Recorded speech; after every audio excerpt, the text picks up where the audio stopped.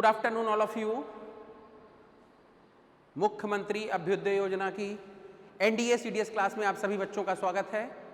और आज हम लोग जो कल सल्तनत काल चल रहा था उसी को आज कंटिन्यू करेंगे आगे। कल मैंने आपको बताया था कि जो मॉन्यूमेंट्स थे सल्तनत पीरियड के वो कौन कौन से थे, किसने किसने बनवाए थे।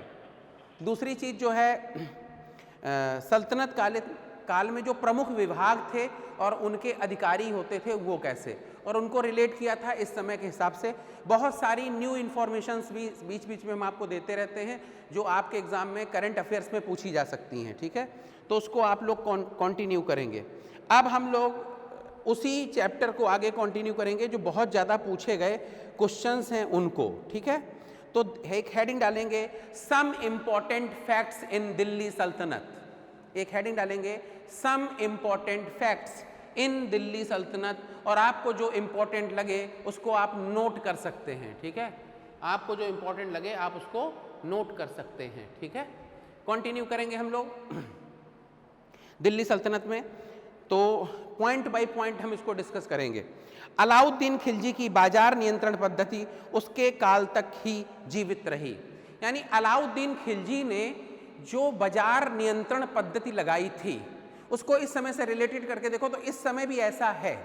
इस समय एक मार्केट है जिसको बोलते हैं शेयर मार्केट, ठीक है। शेयर मार्केट में क्या होता है कि बहुत सारी चीज़ें डी कंट्रोल हैं जिनके भाव अपने आप ऊपर नीचे होते हैं मांग के हिसाब से, ठीक है।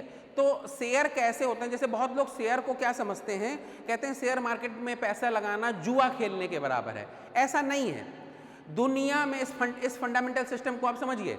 दुनिया में जो कुछ भी है वो अगर आप पैसा कमा रहे हैं कैसे भी तो वो बिजनेस से कमा रहे हैं। जैसे अगर आप रेलवे में नौकरी करते हैं तो आप रेलवे के लिए काम करते हैं तब रेलवे आपको पेमेंट करता है, रेलवे उसमें कमाता है। अगर आप इनकम टैक्स के लिए काम करते हैं तो इनकम टैक्स को कमा के देते हैं तब वो आपको पेमेंट देता है।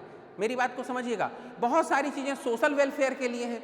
अब जैसे आप सेना में अगर अधिकारी बनते हैं तो आप देश की सुरक्षा कर रहे हैं, आप काम कर रहे हैं तब आपको पैसा मिल रहा है। तो उसी तरीके से जितनी भी शेयर मार्केट में कंपनियां लिस्टेड हैं वो सारी कंपनियां मार्केट में काम कर रही हैं, कुछ ना कुछ बेच रही हैं, कुछ ना कुछ खरीद रही हैं, कुछ ना कुछ कर रही हैं। जो ट्रांजैक्शन कर रही हैं उससे उनको प्रॉफिट आता है और उस प्रॉफिट का एक हिस्सा वो डिविडेंड के रूप में आपको देते हैं, और प्लस जब कंपनी लगातार अच्छा कमाती है तो उसकी शेयर वैल्यू बढ़ती है। तो जो बाजार नियंत्रण प्रणाली है, पहला क्वेश्चन था अलाउद्दीन खिलजी ने जो बाजार नियंत्रण सिस्टम लागू किया था वो उसी के समय तक जीवित रहा। तो उसके समय तक जीवित रहा, लेकिन वो जो चीज़ें उसमें समय शुरू की गई वो फॉर्म बदलकर अभी भी चल रही हैं, ठीक है, ध्यान रखिएगा। और आज देखिए जैसे पेट्रोल डीजल डी कंट्रोल है तो उसके rate per day up and down होते हैं।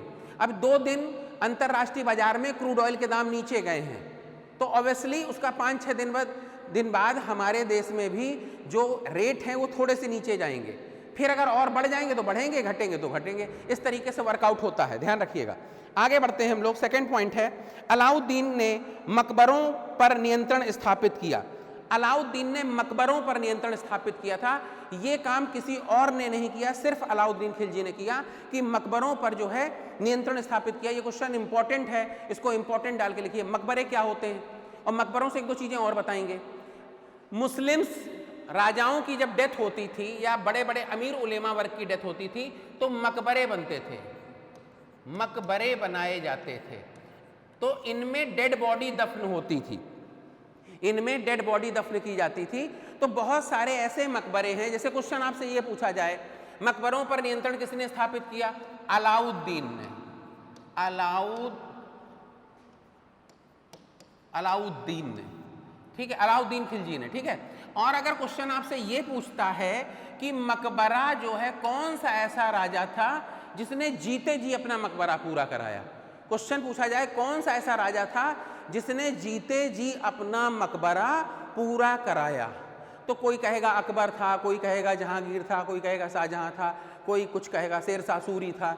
लेकिन ये गलत है, जरा समझिए। कोई व्यक्ति भी जीते जी अपना मकबरा पूरा नहीं करा सकता। क्यों? एक इंसान मकबरा बनवा तो सकता है, लेकिन जब तक मकबरे के अंदर डेड बॉडी दफन नहीं हो जाएगी तब तक वो पूरा नहीं हो सकता। तो डेड बॉडी तो तभी दफन होगी जब इंसान मरकर अंदर गाड़ा जाएगा, उसको अंदर दफन किया जाएगा तो मकबरा पूरा होगा। तो कोई व्यक्ति जीते जी अपना मकबरा कैसे पूरा करा सकता है? मकबरा तो पूरा मरने के बाद ही होगा। बहुत सारे राजाओं ने अपने जीते जी अपना मकबरा बनवाया है लेकिन पूरा नहीं हुआ, इस बात को ध्यान रखिएगा। तो ये अपने आप में बड़ा गूगली वाला क्वेश्चन है। आगे है, अलाउद्दीन ने राजस्व वसूली के लिए भूमि सर्वेक्षण कराया तथा एक गुप्तचर तंत्र स्थापित किया। एक गुप्तचर तंत्र की स्थापना की। ये क्या कह रहा है, इसका मतलब समझना। उसने जो है भूमि सर्वेक्षण कराया, कहने का मतलब वो ब्लाइंडली टैक्स नहीं लेता था। अगर कोई व्यक्ति अच्छा कमा रहा है, उसकी जमीन में अच्छी पैदावार हो रही है तो टैक्स ज्यादा था, कम पैदावार हो रही है तो टैक्स कम था। कोई भी व्यक्ति पैदावार की चोरी नहीं कर सकता था और इसके लिए गुप्तचर विभाग था। अगर कोई व्यक्ति पैदावार से कम चीजों को दिखाता था तो गुप्तचर विभाग इन्फॉर्म करता था और राजा उसको क्या देता था? सजा देता था। हमने आपको बताया ना, अलाउद्दीन खिलजी ने जबरदस्त तरीके से टैक्सेशन किया। वो 50% टैक्स लेता था। कितने परसेंट? इनकम का 50% जो है वो टैक्स लिया करता था। अब आप ये समझ लीजिए। तो ये सबसे बड़ी चीज है कि आपकी, और एक्स्ट्रा टैक्स भी सबसे ज्यादा कौन लेता था?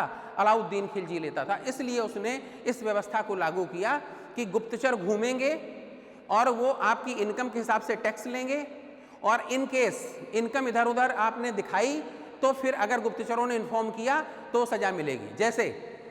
जैसे जो विजयनगर साम्राज्य था, विजयनगर साम्राज्य में टैक्सेशन में इसी तरीके से पकड़ते थे। विजयनगर साम्राज्य में दास दासी प्रथा थी। तो दासियां जो है मार्केट में बेची जाती थी। तो जो दासी जितनी खूबसूरत होती थी, सुंदर होती थी, वो उतनी महंगी बिकती थी। समझने की कोशिश करिएगा।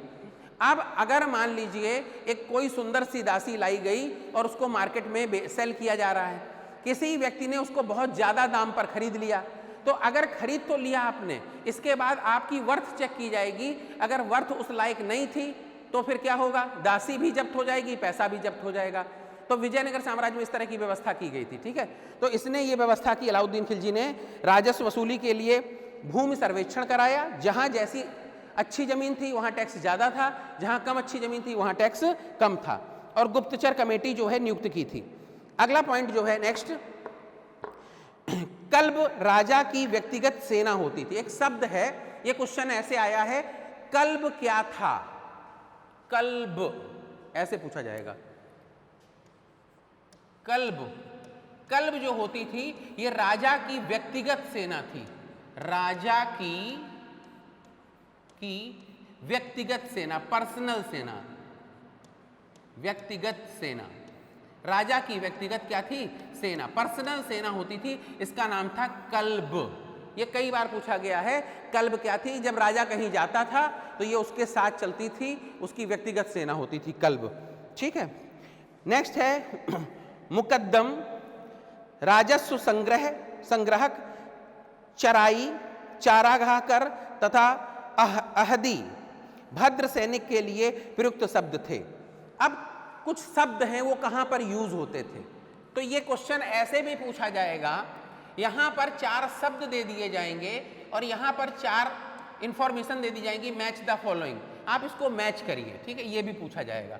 अब इसको थोड़ा समझने की कोशिश करिएगा। शब्द क्या है? पहला शब्द है मकदम, मुकदम, मुकदम, मुकदम। मुकदम क्या होता था? तो जो मुकदम शब्द यूज किया जाता था वो किसके लिए किया जाता था? राजस्व संग्राहक, राजस्व संग्राहक, राजस्व संग्राहक, यानी राजस्व वसूल करने वाला जो व्यक्ति था वो मुकदम कहलाता था। मुकदम, ऐसे भी यहां पे ये भी लगेगा, मुकदम कहलाता था, राजस्व वसूलने वाला अधिकारी। ठीक है, ध्यान रखिएगा। अगला है चराई। चराई जो था, चराई, ये चराई जो था चारागाह पर लगने वाला टैक्स था। किस पर? चारागाह टैक्स। ये चारागाह टैक्स था, ध्यान रखिएगा। चारागाह पर लगने वाला टैक्स था चराई। ठीक है, और एक शब्द और बहुत इंपॉर्टेंट है, भद्र। ठीक है। भद्र कहते थे सैनिक के लिए प्रयुक्त शब्द, यानी भद्र शब्द जो है सैनिकों के लिए प्रयोग होता था। ये पूछे गए क्वेश्चन है भद्र। यहाँ पर इस समय जो क्वेश्चन करा रहे हैं वो सारे एग्जाम में आ चुके हैं। भद्र मतलब सैनिक, सैनिकों के लिए ये शब्द प्रयोग होता था भद्र। इस शब्द को ध्यान रखिएगा, ठीक है, इंपॉर्टेंट है। अगला पॉइंट है नेक्स्ट है जियाउद्दीन बर्नी ने मोहम्मद तुगलक के संदर्भ में कहा है कि वह अपनी राजा से मुक्त हो गया और राजा उससे मुक्त हो गई। ये इस पॉइंट को समझने की कोशिश करिएगा। क्वेश्चन कहा गया है, इसको ऐसे दो तरीके से पूछा जाएगा, समझना, दो तरीके से। कैसे? जियाउद्दीन बर्नी ने, तो सबसे पहले जियाउद्दीन बर्नी ने यह कहा किसके बारे में? मोहम्मद बिन तुगलक के बारे में, कि राजा अपनी प्रजा से मुक्त हो गया और उसकी प्रजा राजा से मुक्त हो गई। ऐसा इसलिए कहा, हमने आपको तुगलक के बारे में बताया था, मोहम्मद बिन तुगलक के बारे में कल, कि उसको खूनी शासक कहते हैं, अभागा शासक कहते हैं, पागल शासक कहते हैं, सनकी शासक कहते हैं, क्योंकि उसने जो काम किए वो ढंग से उनका इम्प्लीमेंट नहीं किया और उनकी वजह से बहुत सारा लॉस हुआ। तो जब जो नहीं करना चाहिए था उसने तब वो कर दिया, जब टैक्स नहीं बढ़ाना चाहिए था, घटाना चाहिए था, तब उसने बढ़ा दिया। इसलिए उसके बारे में कहा है जियाउद्दीन बर्नी ने कि राजा प्रजा से मुक्त हो गया और प्रजा राजा से मुक्त हो गई। तो ये क्वेश्चन दो तरीके से पूछा जाता है। किसने कहा है कि प्रजा राजा से और राजा प्रजा से मुक्त हो गई? या ये क्वेश्चन ऐसे पूछा जाएगा, राजा जियाउद्दीन बर्नी ने क्या कहा था मोहम्मद बिन तुगलक के बारे में? राजा अपनी प्रजा से मुक्त हो गया और प्रजा अपनी राजा से मुक्त हो गई। ऐसे ये क्वेश्चन दो बार पूछा गया है, इंपॉर्टेंट क्वेश्चन है, ठीक है। अगला है कुव्वत उल इस्लाम मस्जिद में चतुष्कोणीय मेहराब का प्रयोग किया गया है। ये बहुत इंपॉर्टेंट है। कुव्वत उल इस्लाम, मस्जिद का नाम है कुव्वत उल इस्लाम, ऐसे लिखेंगे, कुव्वत उल इस्लाम, कुव्वत उल इस्लाम। ये जो मस्जिद है इसमें क्या किया गया है? इसमें चतुष्कोणीय,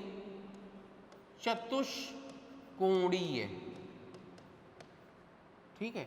तो कुव्वत उल इस्लाम मस्जिद में चतुष्कोणीय मेहराब, चतुष्कोणीय मेहराब का प्रयोग किया गया है। यहां पे हम आपको कुछ इंफॉर्मेशन और भी देंगे, उसको भी समझिएगा, इंपॉर्टेंट है, ठीक। चतुष्कोणीय मेहराब का प्रयोग किया गया है, इस बात को ध्यान रखिएगा, ठीक। क्या है? चतुष्कोणीय मेहराब अपने आप में एक तरह की डिजाइन होती थी। हम लोग जब घर बनवाते हैं तो अपने घर में बाहर साइड में देखने में अच्छा लगे इसलिए बहुत अलग अलग तरह की डिजाइन बनाते हैं, अलग अलग तरह के मेहराब बनाते हैं, उन्हीं को मेहराब कहते हैं। तो सबसे पहले जो है कुव्वत उल इस्लाम मस्जिद में चतुष्कोणीय मेहराब बनाए गए थे, ठीक है। अच्छा, अब यहाँ पर एक चीज और देखिए, जितने भी मुगल काल की मोन्यूमेंट्स हैं, मुगल काल के मोन्यूमेंट्स में चाहे वो आगरे का ताजमहल हो, चाहे वो आगरे का लाल किला हो, चाहे वो दिल्ली का लाल किला हो, चाहे जो भी हो, उन सब में जो मेन गेट बनाया गया है उसमें यहाँ पर ऊपर अगर आप देखेंगे इस जगह पर, तो यहाँ पर मकड़ जाल बना हुआ है, मकड़ जाल बना हुआ है। ये कॉमन चीज है, ध्यान रखिएगा, सभी पर मकड़ जाल बनाया गया है। यानी ये निशानी है किसकी? मुगल काल के मोन्यूमेंट्स की, कि जितने मोन्यूमेंट्स हैं उसमें जो गेट है, मेन गेट, वहां पर ऊपर मकड़ जाल बना हुआ है, ठीक है। नेक्स्ट एक और चीज समझ लीजिए, यहाँ पर जो और चीजें याद आती जा रही वो बताते जा रहे हैं। आप देखिए, मैंने आपको बताया था 7 वंडर होते हैं, तो 7 वंडर में जो है मिस्र के पिरामिड भी क्या है? वंडर हैं। तो जो पिरामिड्स हैं वो ये देखिए आप, पिरामिड इस तरीके से बने हुए हैं, 3D फिगर्स हैं।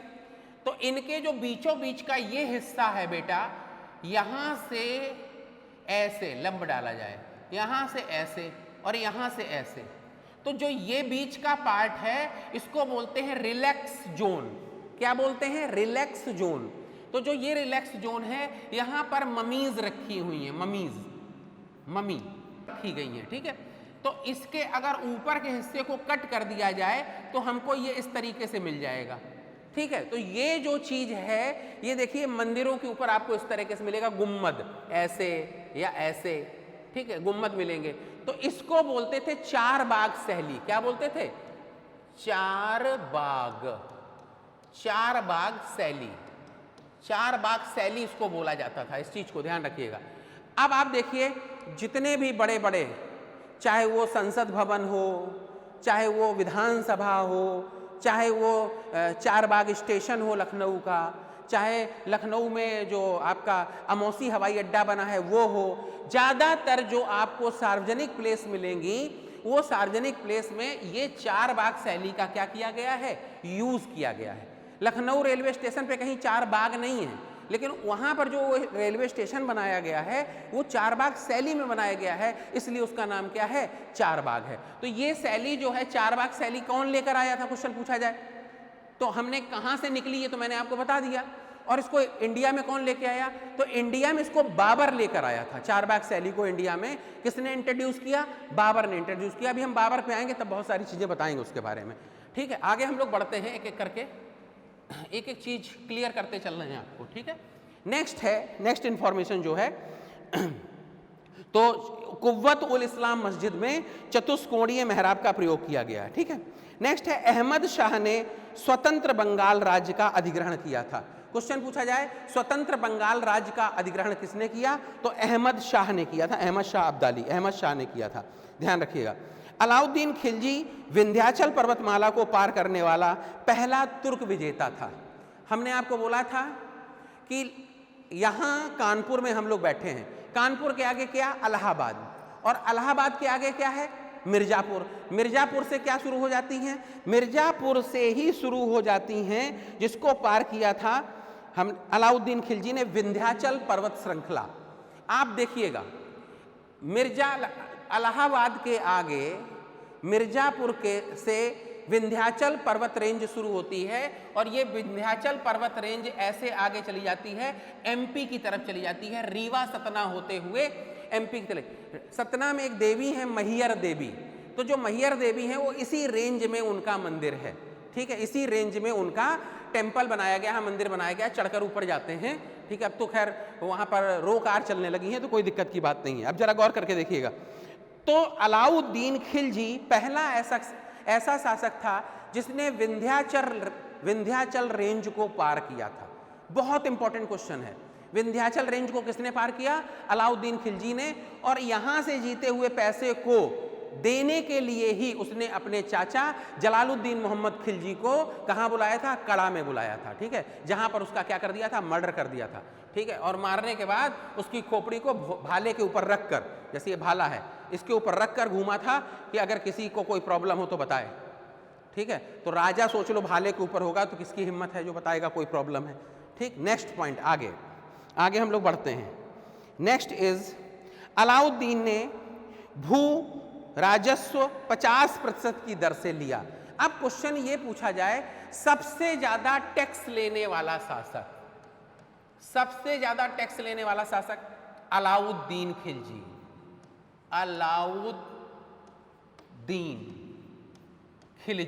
अलाउद्दीन खिलजी कितना टैक्स लेता था? 50% टैक्स लेता था। इसके अलावा प्लस एक्स्ट्रा 50% तो लेता ही था, फिर बहुत सारे टैक्स और लेता था, जैसे फेस्टिवल टैक्स लेता था, कोई और कार्यक्रम होता था उसका टैक्स लेता था, उत्सव होते थे नवरोज उत्सव वगैरह, उसका टैक्स लेता था, तो वो टैक्सेस अलग से लेता था। 50% इनकम का टैक्स ले लेता था। और एक क्वेश्चन यहाँ पे और नोट कर लो, बहुत इंपॉर्टेंट है, अपने सैनिकों को और अधिकारियों को सबसे पहले पेमेंट कैश में देने वाला राजा अलाउद्दीन खिलजी। क्या है इसको भी समझिए, इस पॉइंट को नोट कर लिए। अपने अधिकारियों को कैश में पेमेंट देने वाला राजा अलाउद्दीन खिलजी था। अपने अधिकारियों को कैश में पेमेंट देने वाला राजा अलाउद्दीन खिलजी था। ठीक है, तो अलाउद्दीन खिलजी के अंदर यह भी खूबी थी कि वो इतना ज़्यादा पैसा था उसके पास कि वो जो है पैसा किस में देता था? वो जागीर ना देकर पूरा कैश में दिया करता था पेमेंट। ठीक है, और उसी में से 50% काट लेता था।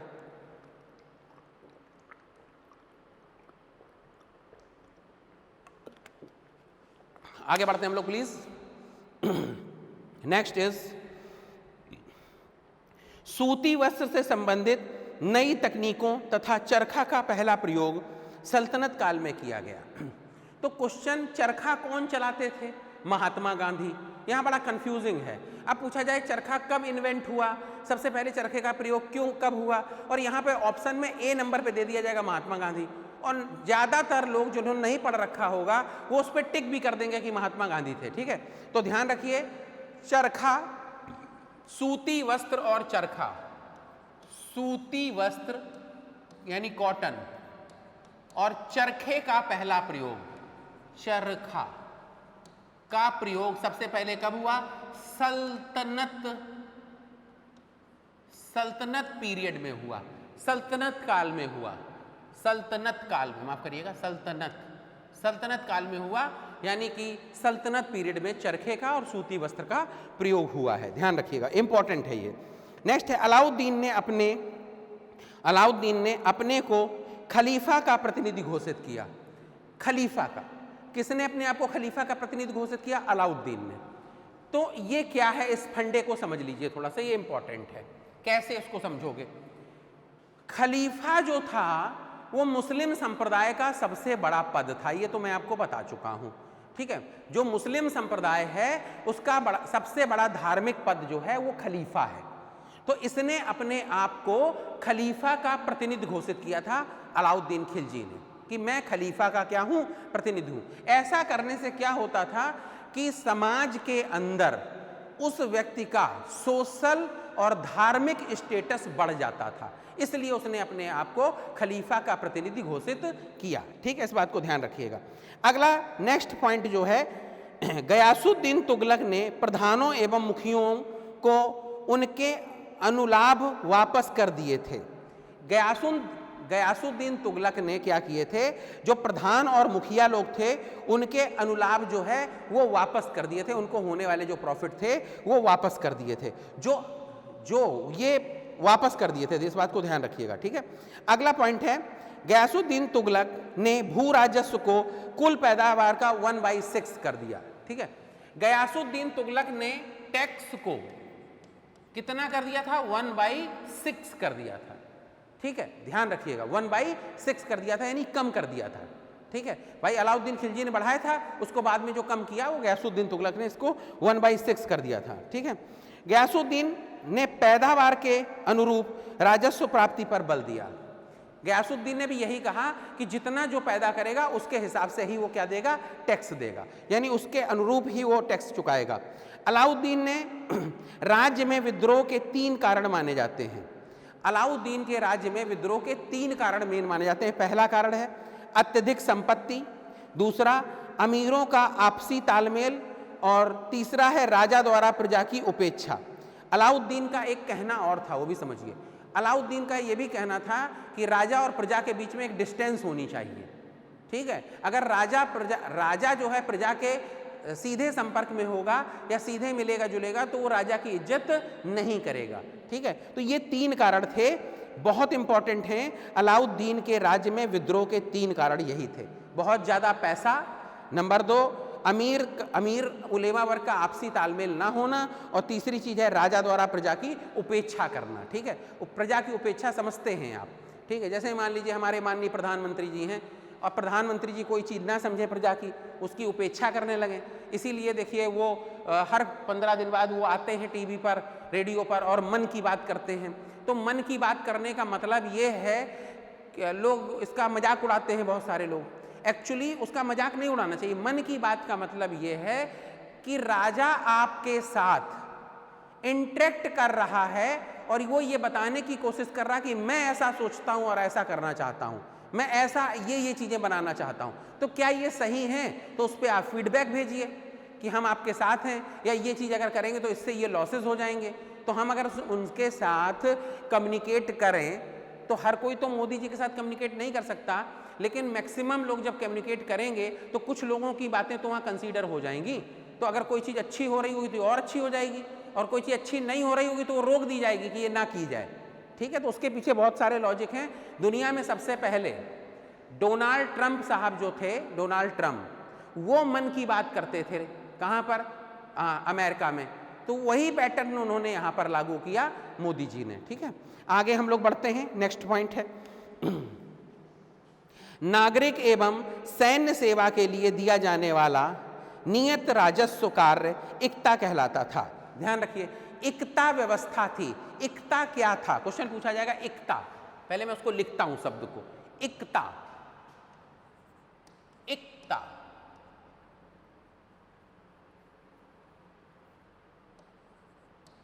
इक्ता, तो ये इक्ता क्या है इसको समझिए। क्वेश्चन यही पूछ लिया जाएगा इक्ता क्या है, तो इसका मतलब ये है इक्ता क्या है, नागरिक एवं सैन्य सेवा के लिए दिया जाने वाला नियत राजस्व कार्य इक्ता कहलाता था। नागरिक और सैन्य सेवा के लिए दिया जाने वाला जो टैक्स था वो क्या कहलाता था? इक्ता। इक्तादार भी होते थे। ठीक है, अगला पॉइंट है बाबर को भारत पर आक्रमण करने के लिए आमंत्रित करने वालों में से एक आलम खान इब्राहिम लोदी के संबंधी थे तथा वह दिल्ली के राज सिंहासन के दावेदार थे। ठीक है, तो इब्राहिम लोदी के चाचा थे। ध्यान रखिएगा। सबसे पहले बताता हूं कि जब बाबर भारत अपने आप नहीं आया था, बाबर को भारत में आमंत्रित किया गया था इब्राहिम लोदी के ऊपर आक्रमण करने के लिए, और ये आमंत्रण दिया था उनके चाचा जी ने, आलम खान ने। उन्होंने कहा था कि आइए आक्रमण करिए। लेकिन बाबर जब भारत पे आकर आक्रमण करता है तो वो बहुत सारी नई नई चीजें इंट्रोड्यूस कर देता है। जैसे एक छोटी सी है, चूंकि बात आ गई तो बता देते हैं। बाबर भारत में तुलगमा युद्ध नीति का प्रयोग करता है। क्या करता है? तुलगमा युद्ध नीति। तुलगमा या टुलगमा युद्ध नीति। युद्ध नीति, तुलगमा युद्ध नीति का प्रयोग करता है। तुलगमा युद्ध नीति कौन करता है? बाबर करता है। ठीक है, ये तुलगमा युद्ध नीति क्या है इसको समझने की कोशिश करिएगा। इसमें क्या होता है कि बाबर की सेना का 1/3 हिस्सा, 1/3 हिस्सा सामने खड़ा होता है और तोपों के साथ खड़ा होता है। ये तोपें हैं, ठीक, और 1/3 हिस्सा यहां पर छुपा हुआ है, और 1/3 हिस्सा यहां पर छुपा हुआ है, और यहां पर सामने इब्राहिम लोदी की बड़ी सी सेना खड़ी हुई है यहां पर। ठीक है, इब्राहिम लोदी की बड़ी सी सेना।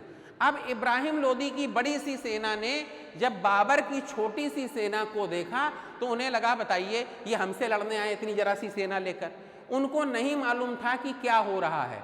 तो जब बाबर ने उसको ललकारा कि आइए युद्ध करिए, तो जब ये सारे सैनिक युद्ध के लिए भागे और जैसे ही तोपों के रेंज में आए, तो जैसे ही तोपें चलना शुरू हुई तो आग के जब गोले बरसने लगे तो ये सारे सैनिक मरने लगे। तब तक जब तक ये सामने भाग रहे थे लड़ने के लिए, तो जब सामने से तोपें चलने लगी तब तक ये सैनिक जो थे वो यहाँ आ गए और ये सैनिक इधर आ गए। अब अगर आगे भाग रहे हैं तो आग बरस रही है, गोले चल रहे हैं, तोपें चल रही हैं, और अगर पीछे आ रहे हैं तो पीछे से ये सेना 1/3 और 1/3 आ गई। इन्होंने इनके सैनिकों को पीछे से काटना शुरू कर दिया और बड़ी आसानी से इब्राहिम लोदी को बाबर ने हरा दिया। इसको बोलते थे तुलगमा युद्ध नीति। ठीक है, और पहली बार भारतीय तोप से कब परिचित हुए? तो सबसे पहली बार भारतीय तोप से परिचित कब हुए थे? इसी समय हुए थे जब बाबर का ये युद्ध हुआ था। बाबर और इब्राहिम लोदी के बीच पहला युद्ध जब हुआ, इसी में सबसे पहली बार भारतीय तोपों से परिचित हुए। ठीक है, और तुलगमा युद्ध नीति का प्रयोग किया गया। ठीक है, तो चूंकि बीच में ये पार्ट आया इसलिए मैंने इसको समझाया। एक एक करके चीजों को समझते चलिए। ठीक है, नेक्स्ट इज नोट डाउन। अगला है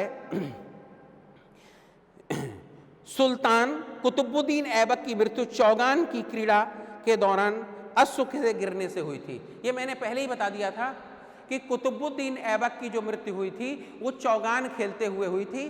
घोड़े से वो चौगान खेल रहा था और सिर के बल गिर गया, तो सिर में चोट आ जाने की वजह से, हेड इंजरी हो जाने की वजह से उसकी क्या हो गई? डेथ हो गई। ठीक है, जिस समय मोहम्मद बिन तुगलक दिल्ली छोड़ने के बाद 2 वर्ष तक स्वर्ग द्वावरी यानी तुगलकाबाद नामक शिविर में रहा, उस समय दिल्ली एक प्रहार प्लेग से बर्बाद हो गई।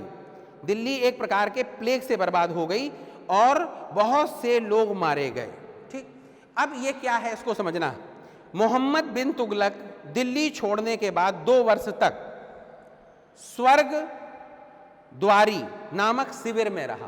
क्वेश्चन ये पूछा जाएगा, जब दिल्ली में प्लेग फैला था उस समय मोहम्मद बिन तुगलक कहां पर रह रहा था? तो वो स्वर्ग द्वारी नामक एक कैंप में रह रहा था, क्योंकि दिल्ली में क्या फैला हुआ था? प्लेग फैला हुआ था, ध्यान रखना। और बहुत सारे लोग इस प्लेग से मारे गए थे। आपको पता होना चाहिए, जो ये पेंडेमिक चल रहा है इस समय कोविड, जैसे इस समय कोविड एक पेंडेमिक है, उसकी कोई दवा नहीं है, बड़ी समस्याएं हैं। कोविड होने के बाद कोई बच रहा है, कोई नहीं बच रहा है, इसकी वेव्स आ रही हैं, पहली वेव, दूसरी वेव, तीसरी वेव। और कोई भी पेंडेमिक अगर आप पीछे जाके देखोगे, जो अभी तक पेंडेमिक आए हैं उनकी 2 से 3, 4 वेव तक आती हैं, 5-5 वेव तक आती हैं, ठीक है। लेकिन कौन सी वेव कितनी बड़ी होगी, छोटी होगी, ये नहीं कह सकते, ये सिचुएशन पे डिपेंड करता है। और कोविड जो बिहेवियर है, एप्रोप्रिएट बिहेवियर, उस पर डिपेंड करता है, ठीक है। अब मेरी बात समझिएगा, एंशिएंट पीरियड में यानी पास्ट में एक बहुत बड़ी इस तरह का पेंडेमिक प्लेग की वजह से भी आ चुका है।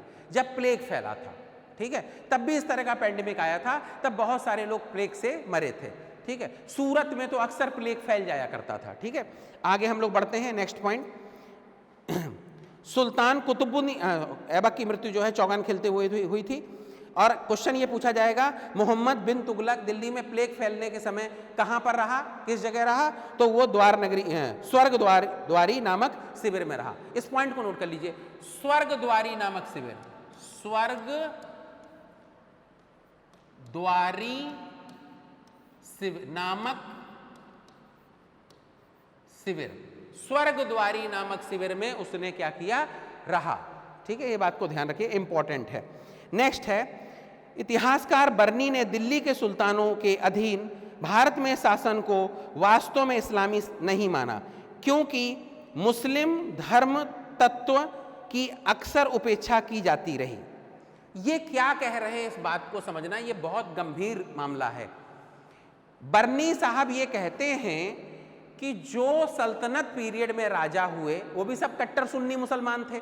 तो जो राजा सल्तनत पीरियड में हुए, सल्तनत पीरियड की सत्ता को उन्होंने मुस्लिम सत्ता नहीं मानी, प्योर मुस्लिम सत्ता नहीं मानी, मिक्स मानी। उसके पीछे कारण था। जैसे मोहम्मद गोरी जब भारत आया तो मोहम्मद गोरी ने जो सिक्के चलाए थे, अपने सिक्कों पर लक्ष्मी माँ का चित्र बनवाया था, माता लक्ष्मी, ठीक है। इसी तरीके से जो शासक सल्तनत काल के थे, उन्होंने जो यहाँ पर सत्ता स्थापित की, तो जो बहुत सारी चीजें चलाई, उसमें मुस्लिम कट्टरता ना होकर हिंदू मुस्लिम का मिक्स रूप दिखाई देता है। तो हिंदू मुस्लिम का मिक्स रूप दिखाई देने की वजह से जो है, बर्नी साहब कहते हैं, जियाउद्दीन बर्नी, कि जो है सल्तनत कालीन की सत्ता जो है वो प्योर मुस्लिम सत्ता नहीं थी, ठीक, ध्यान रखिएगा। जैसे आज है, आज हमारे देश में डेमोक्रेसी है और हमारा देश धर्मनिरपेक्ष देश है। हमारे देश में हिंदू, मुस्लिम, सिख, ईसाई, पारसी, यहूदी, जितने भी धर्म हैं उनको बराबर का अधिकार है, सबको बराबर का अधिकार है। हमारा देश का जो कॉन्स्टिट्यूशन है वो उनको ऐसा अधिकार देता है कि किसी राइट टू इक्वलिटी, ठीक है, इक्वलिटी, और दूसरी चीज क्या दे रहा है? पूजा पाठ करने का अधिकार भी दे रहा है, यानी राइट टू क्या बोलते हैं, रिलीजन, तो उसका भी अधिकार है। किसी को किसी भी धर्म को मानने, जानने, अपनाने और अपनी तरीके से पूजा पाठ करने का अधिकार है। इसी वजह से, इसी राइट्स की वजह से आप देखिए, मुस्लिम जो है अपनी ताजियां निकालते हैं, रोडें जाम हो जाती हैं, उनको परमिशन दी जाती है। दूसरी चीज़ देखिए आप, जो आपके सिख हैं, उनकी शोभा यात्राएं साल में 2-3 बार निकलती हैं, कितनी बड़ी बड़ी शोभा यात्राएं निकलती हैं, तो उनको ये अधिकार है, ठीक है, अपने तरीके से। लेकिन इस अधिकार का बेजा इस्तेमाल नहीं होना चाहिए। कहने का मतलब यहाँ पे लॉ एंड ऑर्डर नहीं टूटना चाहिए। जैसे एक स्टोरी है, कर्नाटका में जैसे बहुत सारे बाबा हैं, आसाराम बापू हैं, सुधांशु जी महाराज हैं, और तमाम तरह के जो है ये आबा बाबा आपने तो देखे ही होंगे। अब सब पकड़े जा रहे हैं धीरे धीरे करके, सब गलत कामों में लिप्त हैं। तो ऐसे ही जो है एक बाबा हुआ करते थे कर्नाटका में। तो वो बाबा जी जो है, उनको नाम नहीं मेरे को याद आ रहा, अभी आएगा तो बताता हूँ। तो वो बाबा जी की बहुत सारे लोग पूजा करते थे और उनके बहुत सारे अनुयायी थे। उनकी कुटिया के बाहर आके बैठ जाते थे। एक बहुत बड़ा ग्राउंड था, उसके बीचों बीच में उनकी कुटिया थी और बाग था, उसके बीच में वो रहते थे। तो एक बार क्या हुआ, बाबा जी बहुत बुजुर्ग थे और उनकी डेथ हो गई कुटिया के अंदर। तो उनके जो अनुयायी थे, उनको जो पूजने वाले लोग थे, उन्होंने ये माना ही नहीं कि बाबा जी की डेथ हो गई। उन्होंने माना कि हमारे बाबा जी चिर निद्रा में सोए हुए हैं और ये जगेंगे। अब 1 दिन 2 दिन 3 दिन में उनकी बॉडी जो है क्या होने लगी, वो मतलब गड़बड़ होने लगी। उनकी बॉडी जो है वो सड़ने लगी, ठीक है, डीकम्पोज होने लगी। सड़ना शब्द गलत होगा, बॉडी डीकम्पोज होने लगी। जब बॉडी डीकम्पोज होने लगी तो कीड़े पड़ने लगे बॉडी में, ठीक है। जब बॉडी डीकम्पोज होती है नेचुरल तरीके से, तो ये प्रोटीन जो हमारी बॉडी में है, ये प्रोटीन ही कीड़ों में बदल जाता है और सेल्फ डिस्ट्रॉय हो जाता है, ठीक है। तो वो सब होने लगा, बदबू आने लगी। तो बदबू को रोकने के लिए उन्होंने क्या किया, बहुत सारी अगरबत्तियां और खुशबू वाली चीजें लगा दी। अब खुशबू बदबू कॉकटेल होकर बाहर निकलने लगी। तो कुछ लोगों को ये शक हुआ कि बाबा जी कई दिनों से बाहर नहीं निकले हैं और कुछ तो गड़बड़ है। तो उन्होंने पुलिस को जब इन्फॉर्म किया और पुलिस ने उस इलाके को घेरा और जब अंदर जाके कुटिया में देखा तो वो देख के दंग रह गए, क्योंकि उस समय डेड बॉडी की स्थिति बहुत खराब थी। फिर डेड बॉडी को सील किया और सील करने के बाद पूरे विधि विधान से उनका अंतिम संस्कार किया गया, ठीक है। और जब उनके अनुयायियों से पूछा गया कि आपने ऐसा क्यों किया इनके साथ, तो उन्होंने कहा कि हमारे जो पूजनीय परम पूज्य बाबा जी थे वो मरे नहीं हैं, वो चिर निद्रा में सोए हुए हैं। समझ, इसको कहते हैं क्या बोलते हैं, किसी के प्रति जबरदस्त आस्था होना। तो ये इस तरह की जो आस्थाएं हैं, इस तरह का जो पूजा पाठ चल रही है लोगों में, ये हमारे कॉन्स्टिट्यूशन में इस तरह की छूट है कि हम किसी को भी पूछ सकते हैं, किसी के प्रति अपना भाव रख सकते हैं, ठीक है, उसको कोई चैलेंज नहीं कर सकता, ठीक। लेकिन ऐसा कुछ नहीं करेंगे कि लॉ एंड ऑर्डर टूटे। पुलिस ने इसलिए अंतिम संस्कार किया क्योंकि उसकी वजह से भ्रम फैल गया था आसपास के इलाके में और लॉ एंड ऑर्डर टूट रहे थे, क्योंकि डेड बॉडी को आप बहुत दिन तक संरक्षित करके नहीं रख सकते। आगे बढ़ते हैं हम लोग प्लीज। नेक्स्ट है क्वेश्चन है चंगेज खां, माफ करिएगा, नेक्स्ट है चंगेज खां के अधीन मंगोलों ने भारत पर आक्रमण इल्तुतमिश के शासनकाल में किया। क्वेश्चन पूछा जाएगा चंगेज खां के अधीन मंगोलों ने भारत पर कब आक्रमण किया, तो भारत पर आक्रमण इल्तुतमिश के शासनकाल में किया। मंगोलों ने भारत पर आक्रमण इल्तुतमिश के शासनकाल में किया। इस बात को बहुत ध्यान रखिएगा, इंपॉर्टेंट है, ठीक। मंगोलों से बहुत ज्यादा डर था, ठीक है। चंगेज खां जो वंशज है, अभी मैं बताऊंगा कि कौन भारत का राजा जो है चंगेज खां का वंशज है, ठीक है। तो अभी आप लोगों को मजा आ जाएगा। नेक्स्ट है दीवाने बंदगान तुगलक काल से संबंधित है। दीवान डैश ए बंदगान, दीवाने बंदगान किस समय से संबंधित है, तुगलक पीरियड से संबंधित है दीवाने बंदगान, ठीक है। इल्तुतमिश के शासनकाल में मदरसा ए नासरी का निर्माण किया गया। इल्तुतमिश के शासनकाल में मदरसा ए नासरी, मदरसा ए नासरी, मदरसा ए नासरी किसके समय में, इल्तुतमिश के पीरियड में इसकी क्या की गई, स्थापना की गई, ठीक है। पढ़ाई होती थी मदरसा ए नासरी, ठीक है। नेक्स्ट, वहां पर बैठ के बच्चे पढ़ते थे। इल्तुतमिश के शासनकाल में मदरसा ए नासरी का निर्माण किया गया। नेक्स्ट है बलबन ने मंगोल आक्रमणकारियों के भय के कारण राजस्व विस्तारवादी नीति का अनुसरण नहीं किया। बलबन जो था उसको डर था कि मंगोलों का आक्रमण होगा। अब देखिए बलबन को भी डर था मंगोलों का आक्रमण होगा, ठीक है। क्या बोलते हैं, मोहम्मद बिन तुगलक को भी डर था मंगोलों का आक्रमण होगा। उसने तो मंगोलों के डर के आक्रमण के मारे, मंगोलों के आक्रमण के डर की वजह से उसने अपनी राजधानी दिल्ली से कहां ले गया, दौलताबाद ले गया, ध्यान रखिएगा। तो बलबन ने मंगोलों के आक्रमणों के भय के कारण साम्राज्य विस्तारवादी नीति का अनुसरण नहीं किया, ध्यान रखिएगा। बलबन ने जिल्द ए इलाही की उपाधि सबसे पहले ग्रहण की। जिल्ले इलाही आपने सुना होगा ये नाम, जिल्ले इलाही, जिल्ले इलाही, जिल्ले इलाही। तो इसकी उपाधि को सबसे पहले किसने धारण किया, जिल्ले इलाही की उपाधि को, ठीक है। इसका सही वर्जन ये नहीं है, सही वर्जन है जिल ए इलाही, इसको सही जिल्ले इलाही हम लोग आम बोलचाल की भाषा में बोलते हैं, और इसका सही वर्जन है जिल डैश ए डैश इलाही। ये इसका सही वर्जन है, इसको सुन लीजिए, जिल्ले इलाही, जिल ए इलाही, ये सही वर्जन है। ठीक है, इसकी उपाधि जो है सबसे पहले किसने धारण की थी, ये बहुत इंपॉर्टेंट है, बलबन ने जिल्ले इलाही की उपाधि को धारण किया था। ठीक है, अगला है, कोई भी राजा इतना दयालु, सहानुभूति रखने वाला, विद्वानों एवं वृद्धों के प्रति श्रद्धालु राजा अपने प्रयासों से कभी साम्राज्य पर आसीन नहीं हुआ। मिन्हाज उल सिराज का ये कथन इल्तुतमिश से संबंधित है। अब सुनिए इसको, मिन्हाज ए सिराज राइटर जो हैं वो इल्तुतमिश के लिए क्या लिखते हैं, उनके तारीफ में कसीदे पढ़ रहे हैं। क्या कह रहे हैं, सबसे ज्यादा दयालु, ठीक, सहानुभूति रखने वाला, लोगों से सहानुभूति रखने वाला, विद्वानों एवं वृद्धों के प्रति श्रद्धालु राजा कभी भी साम्राज्य में नहीं हुआ। यह कहा जा रहा है किसके बारे में, अलाउद्दीन खिलजी के, माफ करिएगा, इल्तुतमिश के बारे में कह रहे हैं। तो इल्तुतमिश के बारे में मिन्हाज उस सिराज ने क्या कहा, उनको दयालु कहा, सहानुभूति रखने वाला कहा, विद्वानों और वृद्धों की रक्षा करने वाला, उनको प्रोटेक्ट करने वाला कहा। ठीक है, बहुत इंपॉर्टेंट है। ठीक है, मंगोल आक्रमणकारी कुतलुग ख्वाजा ने अलाउद्दीन खिलजी के शासनकाल में भारत पर आक्रमण किया। ठीक, अब समझिए, अलाउद्दीन खिलजी के शासनकाल में मंगोल आक्रमणकाली कुतलुग ख्वाजा,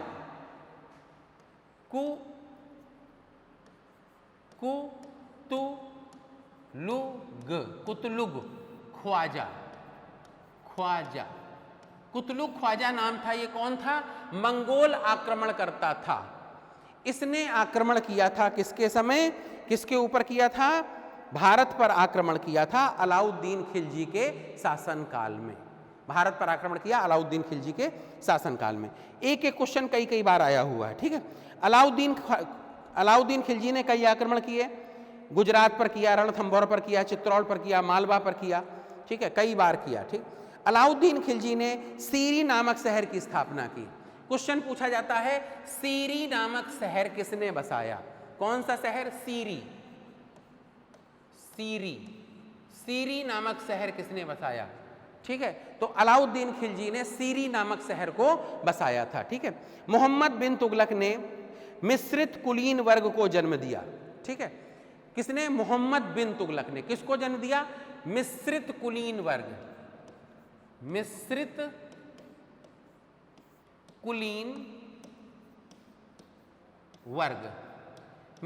कुलीन वर्ग को जन्म दिया था किसने। ठीक है, बहुत इंपॉर्टेंट है, मिश्रित कुलीन वर्ग को मोहम्मद बिन तुगलक ने जन्म दिया। मिश्रित कुलीन वर्ग क्या है, इसको समझिएगा। इसमें जो समाज के पैसे वाले लोग थे, प्रतिष्ठित लोग थे, वो मिश्रित कुलीन वर्ग में शामिल होते थे। तो मिश्रित कुलीन वर्ग को किसने जन्म दिया, मोहम्मद बिन तुगलक ने जन्म दिया। ठीक है, स्थापत्य कला में गुम्मद को आधार प्रदान करने के लिए सबसे पहले भित्ति मेहराब प्रणाली का प्रयोग इल्तुतमिश के मकबरे में किया गया है। ठीक है, तो अगर क्वेश्चन पूछा जाए इल्तुतमिश के मकबरे में किसका प्रयोग किया गया है, तो इल्तुतमिश के मकबरे में भित्ति मेहराब प्रणाली का प्रयोग किया गया है। ठीक, एक क्वेश्चन बहुत पूछा जाता है कि आगरा शहर का निर्माण किसने किया, आगरा शहर किसने बसाया था। तो आगरा शहर जो है उसे सिकंदर लोदी के द्वारा बसाया गया। सिकंदर लोदी के द्वारा क्या बसाया गया, आगरा शहर बसाया गया। आगरा शहर, आगरा बहुत फेमस है, आगरा कई चीज़ों के लिए फेमस है। आगरा अपने ताजमहल के लिए फेमस है, पेठे के लिए फेमस है। ठीक है, आगरा अपने खराब पानी के लिए फेमस है। पूरे उत्तर प्रदेश में सबसे खराब पानी कहाँ का है, आगरा, सबसे ज़्यादा खारा पानी। ठीक है, सबसे ज़्यादा नमक वाला पानी, तो खराब पानी के लिए फेमस है और अच्छे खाने के लिए फेमस है। ध्यान रखिए, देखो कई चीज़ें बता रहे हैं। आगरे का ताजमहल फेमस है, आगरे का लाल किला फेमस है, आगरे का पेठा फेमस है, आगरा अपने खराब पानी के लिए फेमस है, और आगरा अपने टेस्टी खाने के लिए फेमस है। ठीक है, बहुत टेस्टी खाना मिलता है आगरा में, तो आगरा अपने टेस्टी खाने के लिए। और भारत में सबसे ज़्यादा 5 स्टार होटल आगरा में है। सबसे ज़्यादा होटल कहाँ पे हैं? आगरा में है, इस बात को ध्यान रखिएगा। ठीक है, दूसरा, आगरा में आपको मिश्रण मिलेगा, मतलब आगरा में आपको राजस्थान, मध्य प्रदेश, दिल्ली और उत्तर प्रदेश हर चीज़ की क्या मिलेगी? मिक्सिंग मिलेगी। कहाँ पर? आगरा में। ठीक है, तो आगरा अपने आप में बहुत फेमस है, और आगरा शहर का निर्माण करा था किसने? सिकंदर लोदी ने। ठीक, नेक्स्ट है, अलाउद्दीन खिलजी के शासनकाल में छोटे किसान से लेकर ग्रामीण बिचौलिए वर्ग तक सब कुछ एक समान भूमि पर लागू किया।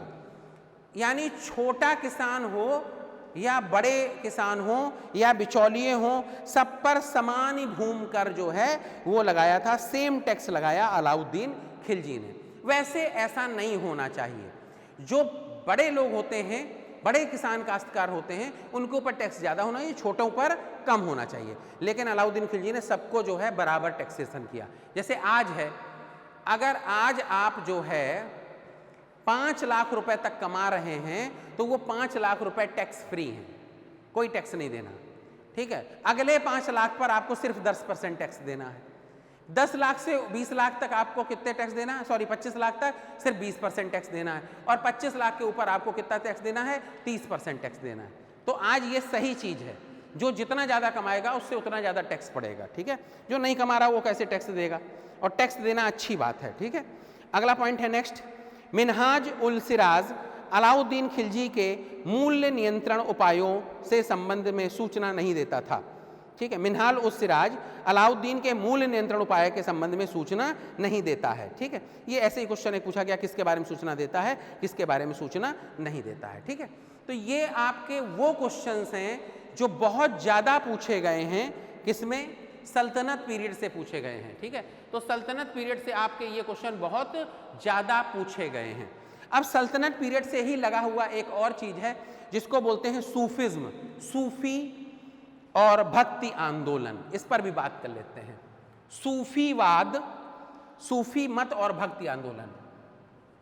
सूफी मत और भक्ति आंदोलन, यहां पे हम आपको 8 से 10 क्वेश्चन बहुत इंपॉर्टेंट लिखाएंगे, जो आपके एग्जाम में मैंने देखा है पूछे गए हैं बहुत ज्यादा, वो और उसके रिलेटेड। ठीक है, तो सबसे पहले तो हम सूफिज्म को थोड़ा सा समझाते हैं। सूफिज्म क्या है? जैसे हिंदू धर्म है, तो हिंदू धर्म में अगर आप उसको देखेंगे तो कहीं कहीं पे आपको बड़ी कट्टरता मिलेगी हिंदू धर्म में। कैसे?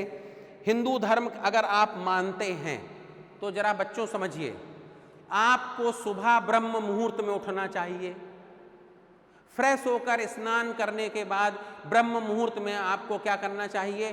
पूजा पाठ करना चाहिए, अपना मनन चिंतन ध्यान करना चाहिए। ठीक है, आपको कोई भी तामसिक चीज़ों का प्रयोग नहीं करना चाहिए, यानी नॉन वेज और ये सब चीज़ें जो तामसिक चीज़ें नहीं करने, मदिरापान नहीं करना चाहिए। हिंदू धर्म को मानिए आप कट्टरता से। ठीक है, नहीं करना चाहिए। ठीक है, ईश्वर पर ध्यान, किसी के साथ बुरा नहीं करना चाहिए। ठीक है, अपने बड़ों का आदर करना चाहिए, हर लड़की को बहन की नज़र से देखना चाहिए। ठीक है, तो ये सब बड़े टफ मामला है, इसको कौन अपना रहा है? अब इसी को इजी कर दिया गया, तो इजी करने के लिए तमाम तरह के हिंदू में उपधर्म बन गए। तो उपधर्म जो बन गए हिंदुओं में, उन्होंने किसी चीज़ को भैया ठीक है बिना नहाए खा लो, बिना नहाए सब कुछ कर लो, किसी दिन नहाओ किसी दिन ना नहाओ, ठंड ज़्यादा पड़ रही हफ्ते हफ्ते भर नहीं नहा रहे हैं, ये सब करने लगे। तो ये सब जो चीज़ें चलने लगी ये इजी कर दी गई। ऐसे ही मुस्लिम धर्म में बहुत ज़बरदस्त कट्टरता थी मुस्लिम धर्म में, तो उस मुस्लिम धर्म की कट्टरता को किसने खत्म किया? सूफी मत ने खत्म किया। सूफी, तो सूफिज्म भारत में पहली बार कब आया? तो सूफिज्म भारत में पहली बार महमूद गजनवी के साथ जब आए थे, अबू रेहान मोहम्मद इब्न अहमद अलबरूनी जब भारत आया तो उसके साथ सूफिज्म आया, क्योंकि अलबरूनी जो था वो सूफी गुरु था। ठीक है, फिर उसके शागिर्द थे कुतुबुद्दीन बख्तियार काकी। तो कुतुबुद्दीन बख्तियार काकी जो था उसकी याद में कुतुब मीनार का निर्माण कराया गया, जिसके बाद सूफिज्म भारत में फैलने लगा। और आपको बड़ा आश्चर्य होगा कि शेख मोइनुद्दीन चिश्ती, ठीक है, चिश्तिया संप्रदाय से थे, ये भी सूफी संप्रदाय था, ठीक है। तो शेख मोइनुद्दीन चिश्ती की जो दरगाह है कहाँ पर है? अजमेर शरीफ में है, और वो भारत में मुसलमानों का सबसे बड़ा तीर्थ स्थान है। तो वो भी सूफिज्म की ही निशानी है, ठीक है, इस बात को बहुत ध्यान रखिएगा।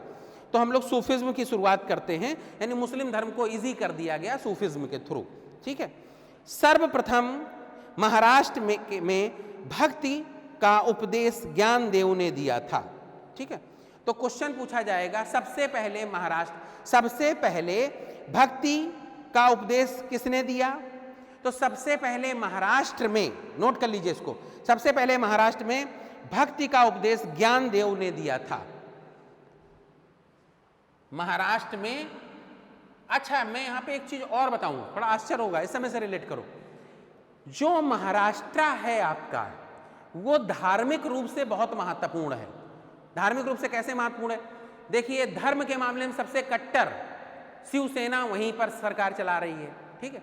इसके बाद आप देखिए आरएसएस, राष्ट्रीय स्वयंसेवक संघ, जो हिंदुत्व की बात करती है, उनका जो मुख्यालय कहाँ है? वो भी नागपुर में है, वो वहीं पर स्थित है। इसके बाद अगर आप एससी एसटी वर्ग की बात ले लीजिए तो उनका भी मुख्यालय वहीं पर है। कहाँ पर है? वो भी वहीं पर आपका महाराष्ट्र में स्थित है। तो महाराष्ट्र इसलिए बड़ा इंपॉर्टेंट है। तो जितने भी आपके भक्ति आंदोलन की शुरुआत है, तो सबसे पहले महाराष्ट्र में भक्ति का उपदेश ज्ञानदेव ने दिया था। महाराष्ट्र के अंदर भक्ति का उपदेश किसने दिया? ज्ञानदेव ने दिया था। ज्ञानदेव ने महाराष्ट्र में सबसे पहले भक्ति का उपदेश दिया, ठीक है। महाराष्ट्र में नामदेव के बाद महत्वपूर्ण संत क्रमशः एकनाथ, तुकाराम और रामदास थे, ठीक है। ये क्वेश्चन समझिएगा, महाराष्ट्र में नामदेव के बाद महत्वपूर्ण संत जो हुए उनका क्या क्या नाम मिलता है? एकनाथ, तुकाराम और रामदास, ये मिलते हैं महाराष्ट्र में जो संत हुए, ठीक है, भक्ति आंदोलन के। नेक्स्ट है, गुरु अंगद ने गुरुमुखी लिपि का प्रारंभ किया। गुरुमुखी लिपि, गुरुमुखी लिपि क्या है उसको समझिए। आपने देखा होगा सिख धर्म में, सिखिज्म में कुछ लिखा होता है, तो वो जो लिखा होता है वो गुरुमुखी लिपि है। तो गुरुमुखी लिपि किसने इंट्रोड्यूस की थी? ये गुरु अंगद ने इंट्रोड्यूस की थी। ये इंपॉर्टेंट है, नोट करिए, गुरुमुखी लिपि, गुरुमुखी लिपि, लिपि गुरु अंगद, गुरु अंगद, गुरु अंगद ने इंट्रोड्यूस की थी। बहुत इंपॉर्टेंट है, गुरु अंगद ने इंट्रोड्यूस की थी। नेक्स्ट है, जैसे पूछा जाएगा किसने दी और 4 गुरु दे दिए जाएंगे तो आप कंफ्यूज हो जाएंगे, तो गुरु अंगद ने की थी, ठीक। अंगद को रामायण से याद रखना, ठीक। नेक्स्ट है, शंकराचार्य ने अद्वैत का, रामानुजाचार्य ने विशिष्टाद्वैत का, वल्लभाचार्य ने शुद्धाद्वैत का और निम्बार्काचार्य ने द्वैताद्वैत का प्रतिपादन किया, ठीक है। इस पॉइंट को हम आपको लिखा देते हैं। तो सबसे पहले इस पॉइंट में क्या है? शंकराचार्य ने अद्वैतवाद, नंबर 1, शंकराचार्य ने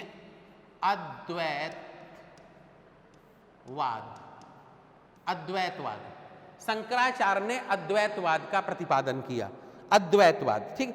रामानुजाचार्य ने विशिष्टाद्वैत, नंबर 2, रामानुजाचार्य ने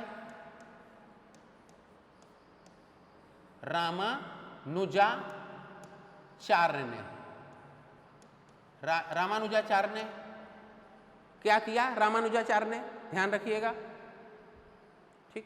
रामानुजाचार्य ने, बच्चे जोड़, हाँ चलिए प्लीज, रामानुजाचार्य ने जो किया था वो विशिष्टाद्वैत का, विशिष्टाद्वैत,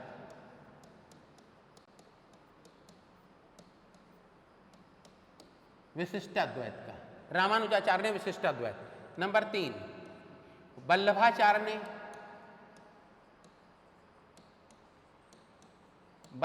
ने किसका किया? तो वल्लभाचार्य ने जो किया है वो किया है शुद्धाद्वैत, शुद्धाद्वैत, ठीक है, शुद्धाद्वैत,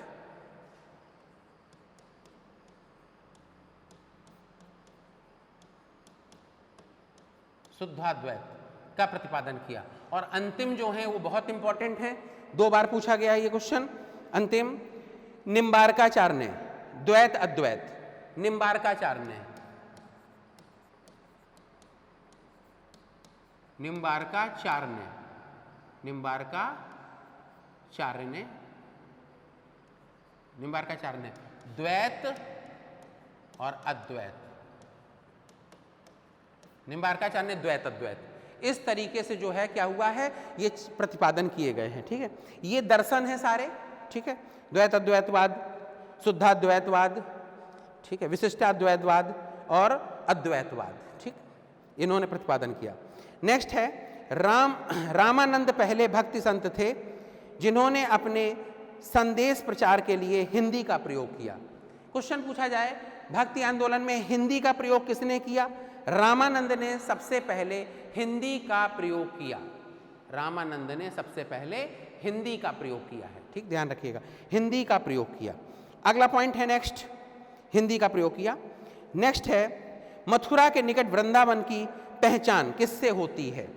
अगर पूछा जाए मथुरा के निकट वृंदावन की पहचान किससे होती है, तो वृंदावन की पहचान कराने वाले हैं वल्लभाचार्य। ठीक है, वृंदावन की पहचान, वृंदावन सब जानते हैं, वृंदावन की पहचान हुई है वल्लभाचार्य से। वल्लभाचार्य,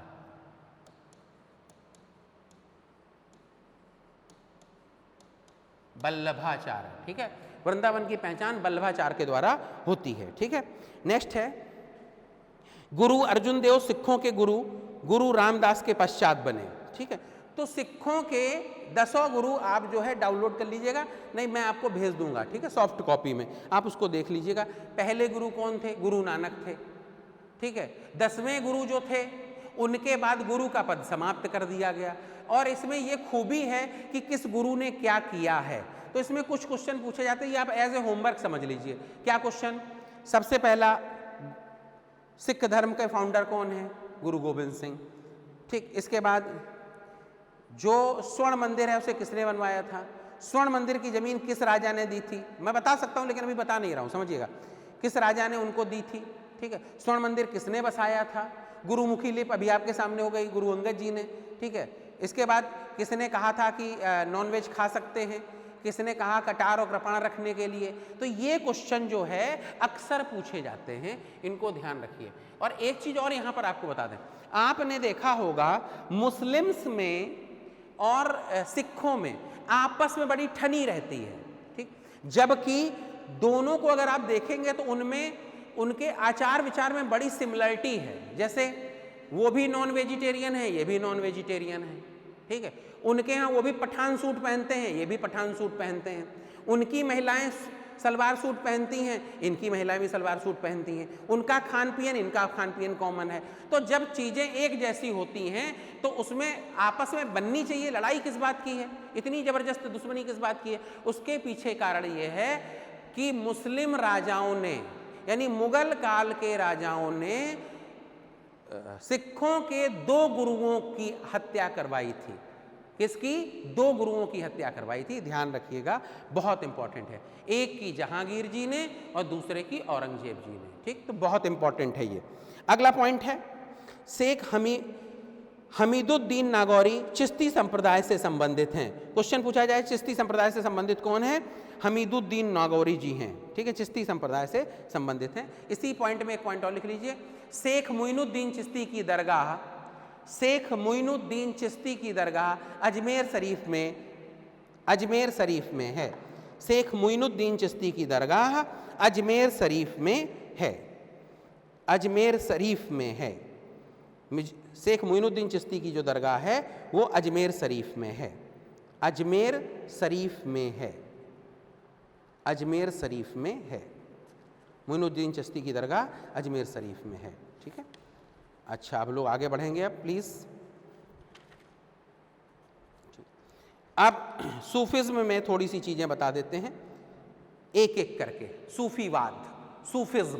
ठीक, तो सबसे पहले चिश्ती संप्रदाय, चिश्ती संप्रदाय सूफिज्म में सबसे पहले तो चिश्ती संप्रदाय में है ख्वाजा मुइनुद्दीन चिश्ती 12वीं शताब्दी में मोहम्मद गोरी के साथ भारत आए। तो क्वेश्चन पूछा जाएगा ख्वाजा मुइनुद्दीन चिश्ती किसके समय भारत आए? मुइनुद्दीन चिश्ती, मुइनुद्दीन चिश्ती मोहम्मद गोरी के साथ भारत आए, मोहम्मद गोरी के साथ भारत आए। मुइनुद्दीन चिश्ती जिनकी बार बार हम लोग बात करते हैं, और ये चिश्ती संप्रदाय के क्या थे? मेन व्यक्ति थे, फाउंडर थे। ठीक है, ध्यान रखना। 12वीं शताब्दी के अंत में मुइनुद्दीन चिश्ती ने भारत में चिश्ती पंथ की स्थापना की। तो चिश्ती पंथ की स्थापना किसने की? मुइनुद्दीन चिश्ती ने की। ठीक है, मुइनुद्दीन चिश्ती की दरगाह कहाँ पर है? अजमेर में है। ठीक है, मुइनुद्दीन के शिष्यों ने शेख कुतुबुद्दीन बख्तियार काकी और शेख हमीदुद्दीन नागौरी सबसे महत्वपूर्ण थे। अगर पूछा जाएगा कि सबसे मुइनुद्दीन चिश्ती के सबसे खास कौन लोग थे, सॉरी क्या बोलते हैं, हाँ, मुइनुद्दीन चिश्ती के सबसे खास कौन थे? तो वो थे हमीदुद्दीन नागौरी और कुतुबुद्दीन बख्तियार काकी, जिनकी याद में कुतुब मीनार का निर्माण कराया गया। ठीक है, ध्यान रखिएगा। तो सबसे क्वेश्चन पूछा जाएगा सूफिज्म का सबसे महत्वपूर्ण पंथ कौन सा है?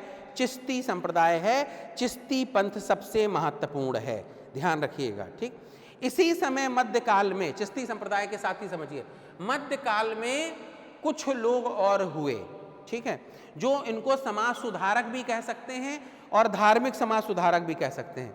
उनमें सबसे पहले हैं रामानंद, नंबर 1 पर हैं रामानंद, रामानंद, माफ करिए गलत लिख गया, रामानंद,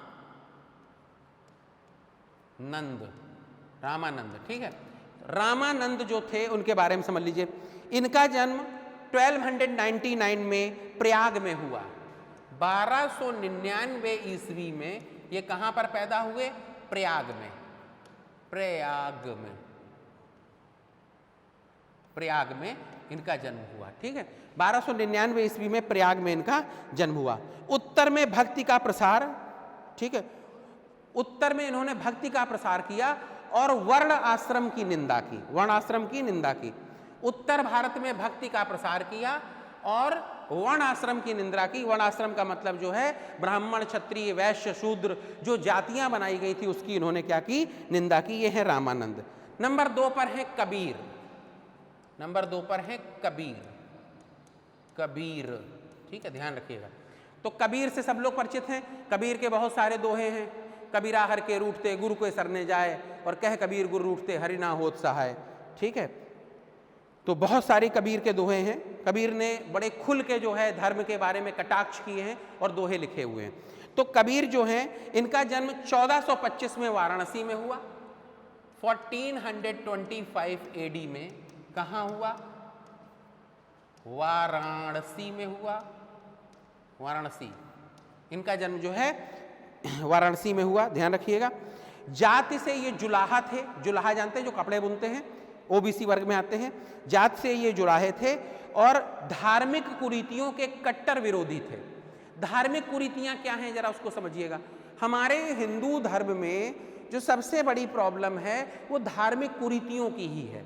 जैसे एग्जाम्पल, एक बड़ा सा एग्जाम्पल है, हो सकता किसी को खराब लगे, उसके लिए मैं माफ़ी चाहता हूँ। जैसे हमारे यहाँ पर करवा चौथ का एक व्रत होता है। अब वो व्रत महिलाएं रखती हैं। अरे अगर आप अपने पति से, हस्बैंड से अच्छे से प्यार से बात कर ले, वही हो गया करवा चौथ। अब उसके लिए सुबह से शाम तक जो है व्रत रहना, परेशान, अपने को परेशान करना, अपने को कष्ट देना, ये क्या है? ये कुरीति है। ऐसे ही हमारे यहाँ बहुत सारे जो है त्यौहार हैं जो बेवजह मनाए जाते हैं, भाई जिनकी कोई लॉजिक नहीं है, वो चले आ रहे हैं सदियों से। आधों के बारे में हम लोग जानते हैं, आधों के बारे में नहीं जानते हैं। इतने हिंदू धर्म में जितने त्यौहार इतने तो कहीं नहीं है। कभी गेहूं उबाल के खाया जा रहा है, कहीं सत्तू पिए जा रहे हैं, कहीं गन्ना चूसे जा रहे हैं, कहीं शकरकंद खाई जा रही है, पता नहीं क्या क्या त्यौहार बना रखे हैं, कहीं गंगा नहाई जा रही है। अभी मैंने देखा, इसी समय की बात मैं बता रहा हूँ, अभी थोड़े दिन पहले कोविड में कितनी सारी डेड बॉडी गंगा जी में बह रही थी। तो गंगा जी में अगर इतनी डेड बॉडी बह रही हैं और जैसा कि कथित रूप से जो है बताया जा रहा था, क्या बोलते हैं, मीडिया बता रही थी कि वो जो है कोविड की डेड बॉडीज हैं, तो इसका मतलब पानी में संक्रमण हुआ। तो ऐसा है कि थोड़े दिन भाई गंगा जी से आप दूर रहिए। लेकिन अभी थोड़े दिन पहले जो है एक स्नान था गंगा का, उसको क्या कहते हैं आई डोंट नो, उस स्नान में भारी भरकम तरीके से लोग कानपुर में गंगा के तटों पर पहुंचे और गंगा स्नान करके अपने अपने घर जा रहे थे। अब मान लीजिए ऐसा अगर उन्होंने किया और अगर वास्तव में इन्फेक्शन रहा होता तो कितने लोग इन्फेक्टेड हो जाते, उसमें क्या कर सकती थी सरकार हमारी? सरकार ने तो नहीं कहा ऐसा। तो ये जो कुरीतियां हैं जो हमारे यहाँ पर चली आ रही हैं और ये कुरीतियां कंटिन्यू हो रही हैं, इस बात को ध्यान रखिएगा। तो कम से कम कुरीतियों को दूर करने के लिए ये समाज सुधारक पैदा हुए हैं। ये है कबीर। तो इसीलिए कबीर ने बहुत कुछ बोला है, जैसे कांकड़ पाथर जोड़ के मस्जिद लई चुनाए, ताचड़ मुल्ला बांग दे क्या बहरा हुआ खुदाए। यानी उन्होंने इसमें कटाक्ष किया है मुस्लिम्स के लिए कि कांकड़ पाथर जोड़ के, ठीक है, मस्जिद लई चुनाए और ताचड़ मुल्ला बांग दे क्या बहरा हुआ खुदाए। ऐसे ही हिंदुओं को लिया है कि घर की चकिया कोई ना पूजे पाथर पूजन जाए। ठीक है, तो बहुत सारी चीजें उन्होंने लिखी, हिंदू धर्म पे भी कटाक्ष किया और मुस्लिम धर्म पे भी कटाक्ष किया। ठीक है, नेक्स्ट है, अगले हैं नंबर 3 पर गुरु नानक। अभी मैंने बात की थी, नंबर 3 पर है गुरु नानक। नंबर 3 पर गुरु नानक, गुरु नानक। ठीक है, तो गुरु नानक जी जो हैं, इनका जन्म 1469 में तलवंडी पंजाब में हुआ। ठीक है, इनका जन्म जो है 1469 में, ठीक है, तलवंडी पंजाब,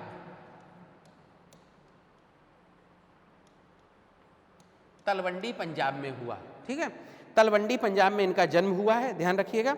ये सिख धर्म के संस्थापक हैं, सिख धर्म के संस्थापक हैं। सिख का मतलब होता है शिष्ट। सिख का क्या मतलब होता है? शिष्ट। ठीक है, समझदार, शिष्ट, सिख का मतलब होता है। ठीक है, ये सिख जो एक धर्म है, ये जाति बड़ी कॉम्पैक्ट है। दूसरी ये जाति जो है एक दूसरे की मदद करने वाली जाति है। ठीक है, सिख धर्म। अगला पॉइंट है नेक्स्ट, चैतन्य महाप्रभु। नंबर 4 पर है चैतन्य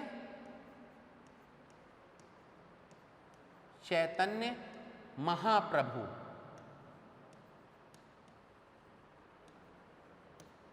महाप्रभु, माफ करिएगा, चैतन्य महाप्रभु। ठीक है, चैतन्य महाप्रभु। ठीक, चैतन्य महाप्रभु के बारे में क्या है? इनका जन्म 1468 में नादिया में हुआ। 1468 में कहाँ हुआ? नादिया। ठीक है, 1468 में इनका जन्म हुआ नादिया में। ठीक है, वेस्ट बंगाल में पड़ता है नादिया। कहां पर? वेस्ट बंगाल में। ठीक है, निमाई पंडित के नाम से ये लोकप्रिय थे, कीर्तन जुलूस के लिए प्रसिद्ध थे। निमाई पंडित, इनका उपनाम था निमाई पंडित इनका उपनाम था। और ये कीर्तन और जुलूस के लिए जो है फेमस थे, कीर्तन और जुलूस के लिए, ध्यान रखिएगा। आगे नेक्स्ट,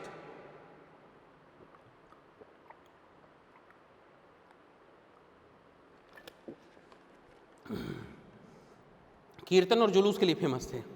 नेक्स्ट है नंबर 5 पर वल्लभाचार्य। ठीक है, नेक्स्ट नंबर 5 वल्लभाचार्य।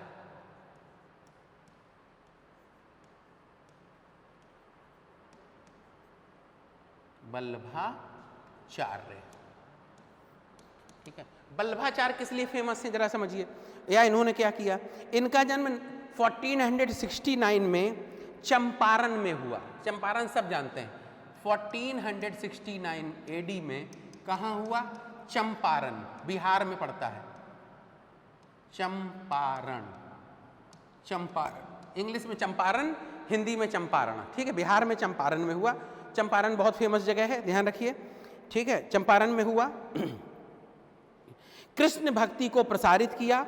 ये सूरदास के गुरु थे। इन्होंने कृष्ण भक्ति को प्रसारित किया, यानी कृष्ण की भक्ति करते थे ये।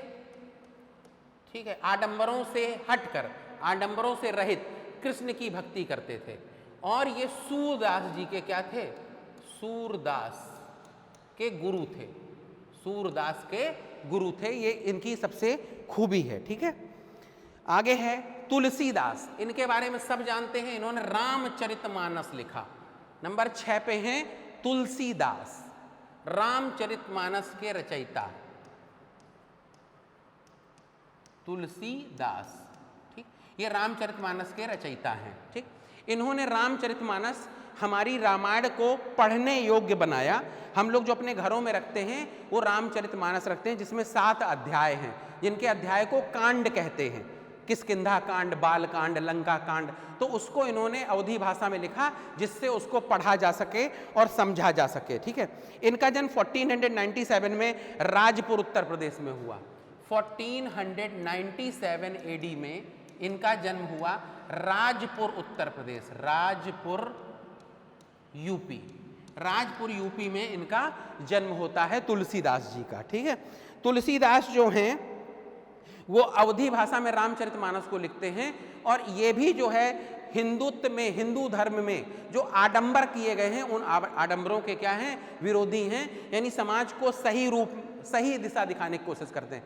अब सही दिशा कैसे दिखाते हैं भाई? ये तो रामायण ही लिखते रहे, तो जरा गौर करके देखिए, अगर रामायण को ढंग से आप पढ़ेंगे तो रामायण जो है इस बात को बताती है कि जिस तरीके से भगवान श्री राम ने कोई ऊंच नीच नहीं किया, कोई भेदभाव नहीं किया, उन्होंने सबरी के जूठे बेर खाए, उन्होंने मल्लाह को जो है इतनी ज़्यादा इज्जत दी कि उसको पहले बिठाया, बाद में खुद बैठे, वो तो एक राजा थे, मर्यादा पुरुषोत्तम।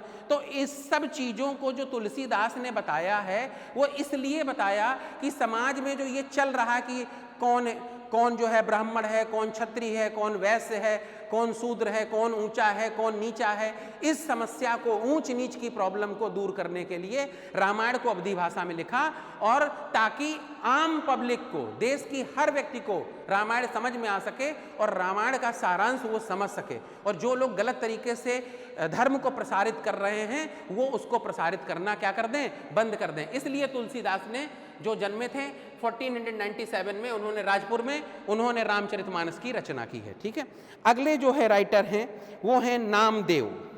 Next writer number 7, Namdev. Namdev क्या कर रहे हैं जरा उसको भी समझिए। नामदेव